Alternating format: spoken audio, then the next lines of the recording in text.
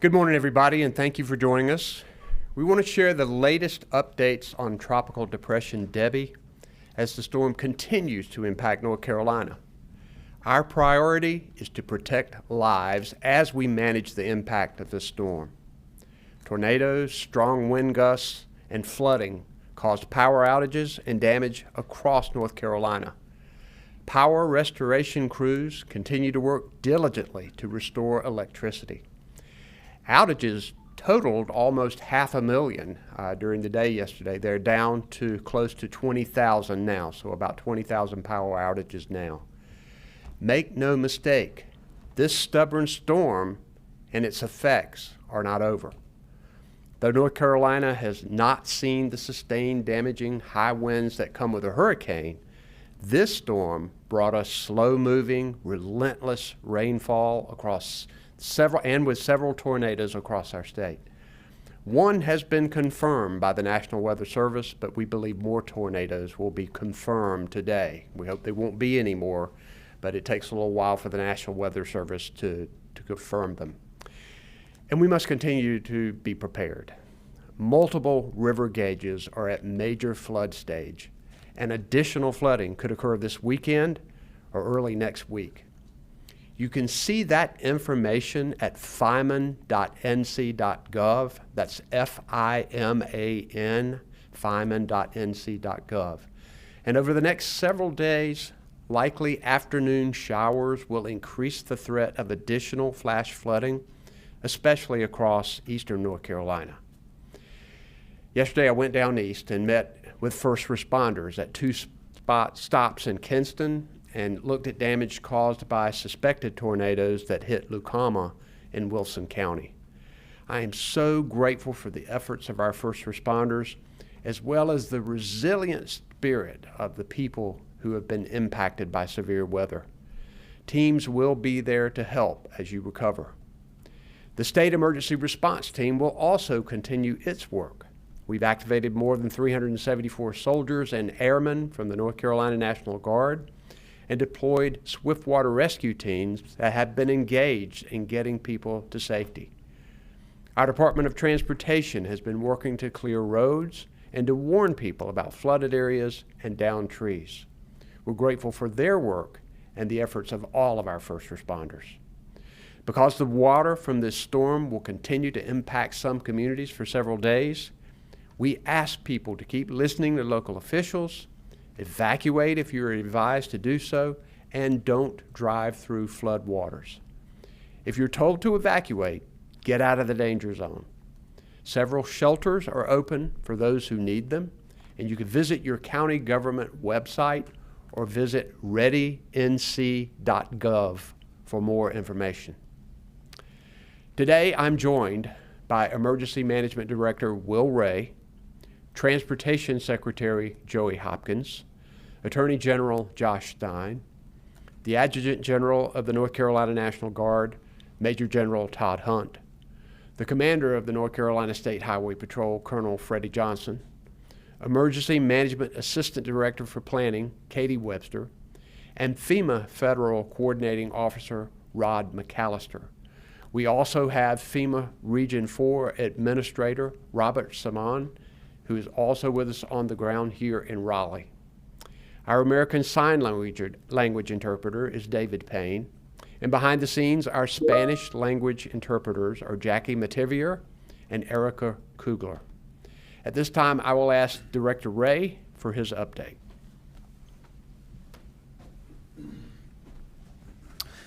Thank you, Governor. Good morning. We're continuing to experience the impacts from Debby as the system fully exits the state today.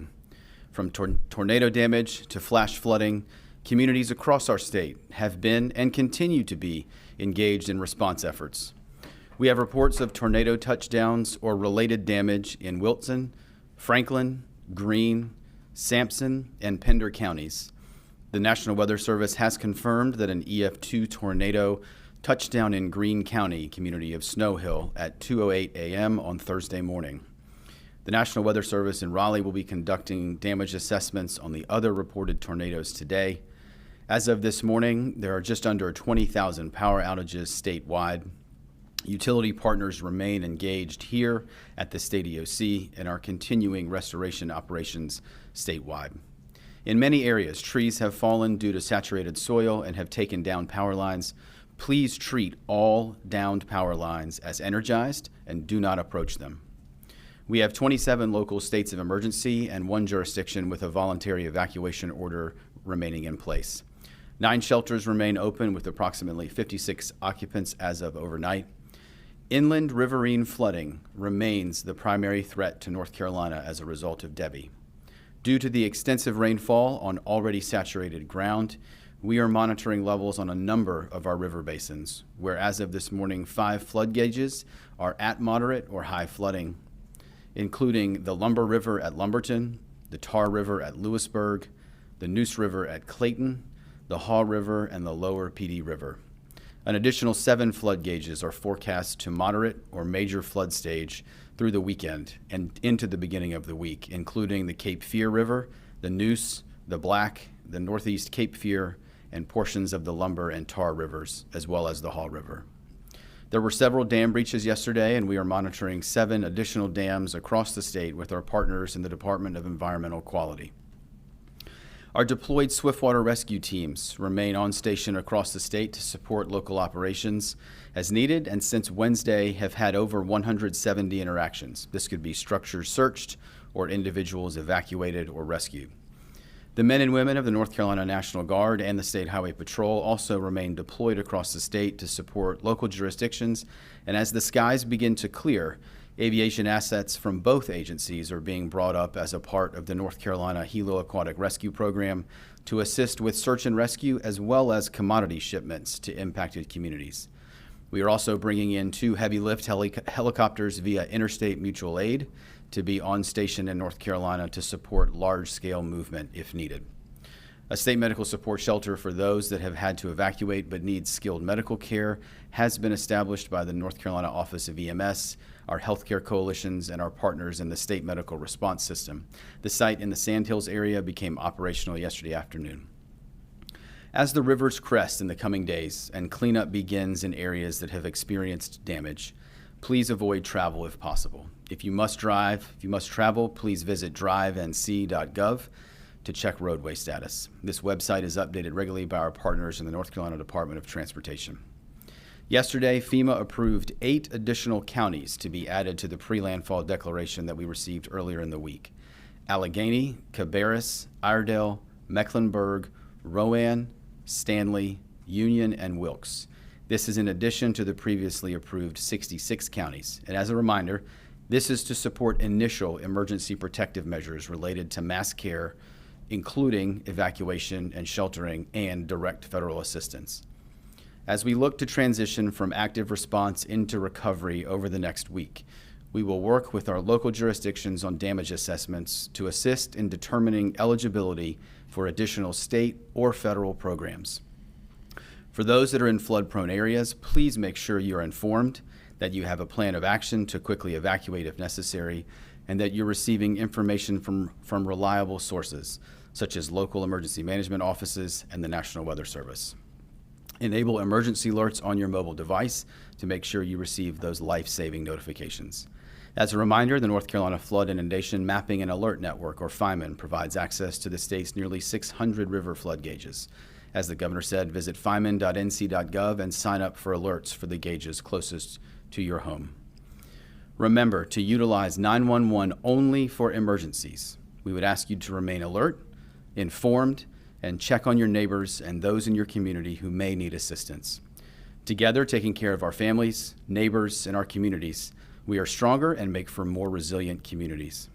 Finally, I want to acknowledge and thank those that have left their families and worked long hours, responded to emergency calls for assistance, and have staffed emergency operations centers and incident command posts across our state to keep all North Carolinians safe. Thank you. Thank you, Director Ray. Now we will hear from Transportation Secretary Joey Hopkins. Thank you, Governor, and good morning. We peaked with about 290 road closures closed at 8:30 last night, As of just a few minutes ago, that's down to 205, and that's 10 primary routes. Main closures are in Robeson, Chatham, Sampson counties. They had the highest volume. People can check travel conditions like already been mentioned at drivenc.gov. This site does have a toggle for Tropical Storm Debby that lets you see the closures directly related to the storm. Yesterday, we had record use on that site, and some users experienced some issues of getting it to log on and come on. We've worked with our sister agency, the Department of Information Technology, to increase the bandwidth, and it should be working fine today. As has been stated, several counties experienced tornadoes or tornado-like winds yesterday as the storm passed through the state. Notably, our maintenance forces responded to and removed trees across Wilson County as a storm came through there and touched down.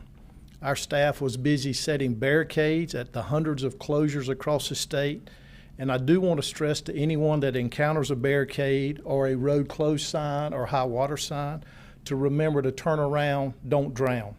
Never drive around barricades. They're there to protect you, and it is also against the law to do so. Our crews are opening roads when it's safe to do so, but some of these roads have been damaged by the rise in water and need further repairs. Our crews are assessing this damage and will work to get those open as swiftly as possible. In other locations, we have trees that have fallen on power lines, and we're working with the local power companies. Once they deem it safe, we can work to clear and reopen these roads. And even though the storm has moved out quickly, rivers are expected to crest in the coming days, and some are projected to remain in moderate to near major flood stage for several days into next week, as Director Ray mentioned. And while no interstates have major impacts at this time, we are monitoring potential flood areas around I-95 in Lumberton, I-40 in Burgall, and US 74 near Boardman and Whiteville. The ports of Wilmington and Morehead City are operating on a normal schedule today. The Wilmington Harbor had been closed to inbound and outbound vessel traffic, but it reopened to vessel traffic earlier this morning. We had also suspended or reduced runs on a number of our ferry routes in the eastern part of the state, but thankfully all of our ferries are back on their normal schedule. However, I still recommend everyone check the ferry schedules beforehand if you're traveling east. North Carolina by train passenger rail service was interrupted Thursday after the storm caused trees to fall across the tracks. Several trips between Raleigh and Charlotte had to be canceled, and 2 others were canceled this morning. Our railroad partners are checking the track, and we expect normal passenger service to resume later today once everything is cleared up. You can visit Amtrak.com for the latest schedules. Our integrated mobility division has been in close contact with public transit systems across the state. As of late Thursday, there were 9 transit systems that had no service due to the storm and 9 others that were only providing limited service. We also had a few driver's license offices closed yesterday due to weather, but expect them all to be open today. Road tests were also canceled Thursday at 45 driver's license offices due to unsafe conditions. As of 9 a.m. this morning, road tests are being conducted at all but 2 offices. And a total of 30 license plate agencies closed yesterday due to impacts from Debby. This morning, there are no license plate agencies closed due to the storm. Any canceled appointments will be rescheduled at a time that's convenient for our customers. Even though Debby has left our state, we're still seeing remnants from the storm, and I implore citizens to stay aware. Far too many people are killed when they try to drive through the flooded roads after storms have passed. Please don't let your guard down. And again, check Drive NC for road conditions and never drive around flooded roads or barricades. Thank you. Thank you, Secretary Hopkins. Now I'll ask Attorney General Josh Stein to come forward.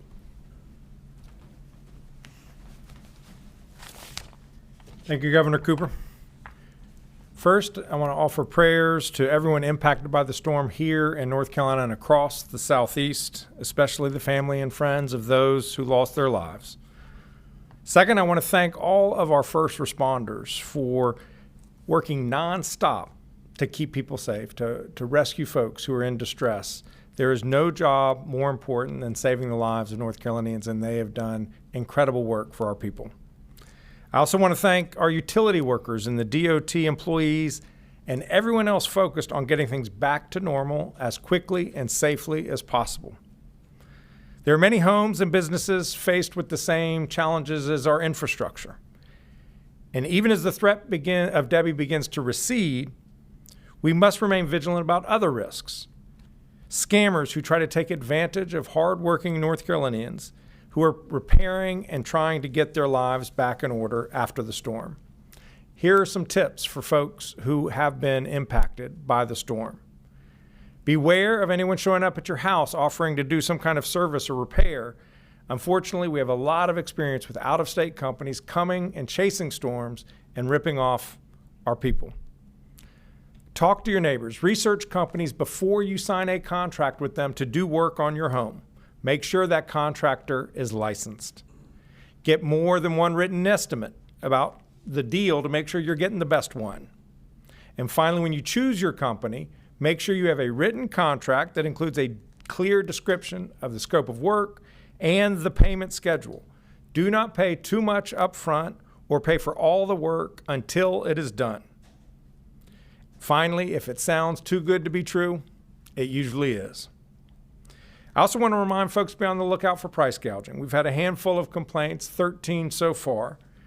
When Governor Cooper signed the state of emergency, that triggers our state price gouging law, which prohibits any seller from charging too much for a good or service.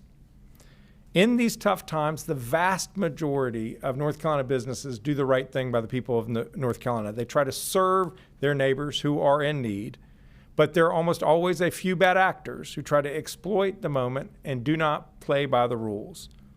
If you see someone charging an unreasonably excessive price for anything that you need to preserve the life, safety, health, or economic well-being during this state of emergency, please let my office know.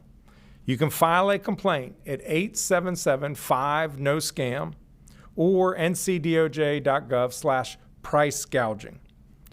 When we see these cases, we will act. We've won back more than $1 million for North Carolina consumers who were taken advantage of after storms in the past. Times like these require the best of us, that we look out for our friends, our neighbors, our community, something that the people of North Carolina are exceptional at. Thank you so much. Thank you, General Stein. We'll now take questions, and for those who have questions, if you can come over to either side to the mics if you have questions.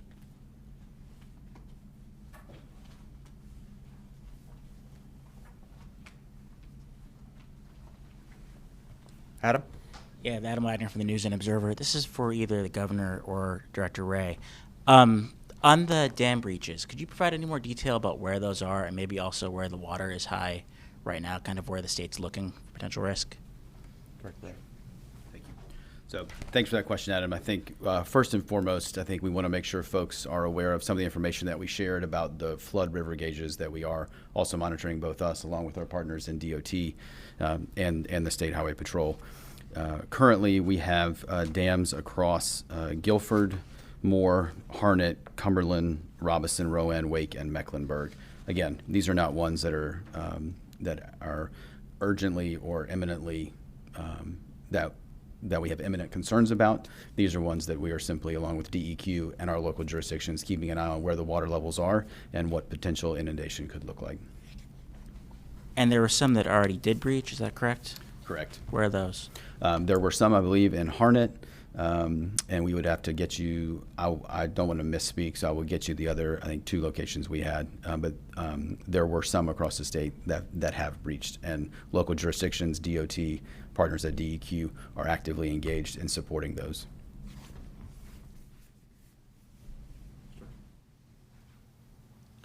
Michael Perchik, ABC 11. Do you happen to have any information on if there are any storm deaths? If so, where those occurred, and any potential injuries outside that initial incident?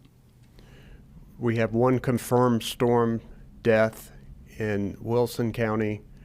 There is an unconfirmed storm death in Rockingham County at this point, but we have to wait for the confirmation of that. That's what we have. I believe that's it.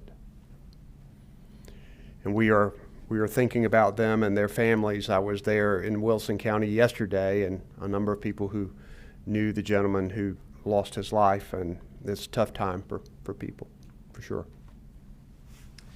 Michael Highland from CBS 17. You mentioned being in Wilson yesterday. As far as that school that was damaged, has there been any talk yet of what the state's role may be in trying to help the community with rebuilding from the damage that they had there? Say that again, Michael. The school that was damaged, has there been any talk yet with local officials about what assistance the Yeah. state may provide in helping them with that? So I talked with the superintendent yesterday about what they plan to do. They're going to get an assessment and inspection of the building. This tornado was very powerful, and it destroyed a lot of the 6th and 7th grade classes, but left the 8th grade classes untouched. I think there's a thought of maybe trying to have some of the classes open in the school. I don't know whether that's going to be possible or not. They obviously are getting in touch with the Department of Public Instruction. They have insurance for this. We will work with them about any other streams of funding that would be available to them. The superintendent was very determined that he wanted to make sure that these children got to school and got their education, and so they were going to look at all of their options regarding what they would do next. Attorney General Stein, are you able to talk any more just generally about the kind of complaints you all have received related to price gouging? Like what kinds of things are we talking about? The majority of complaints we've seen have had to do with gas. There have also been complaints about groceries, about hotel rooms, about rental car agencies.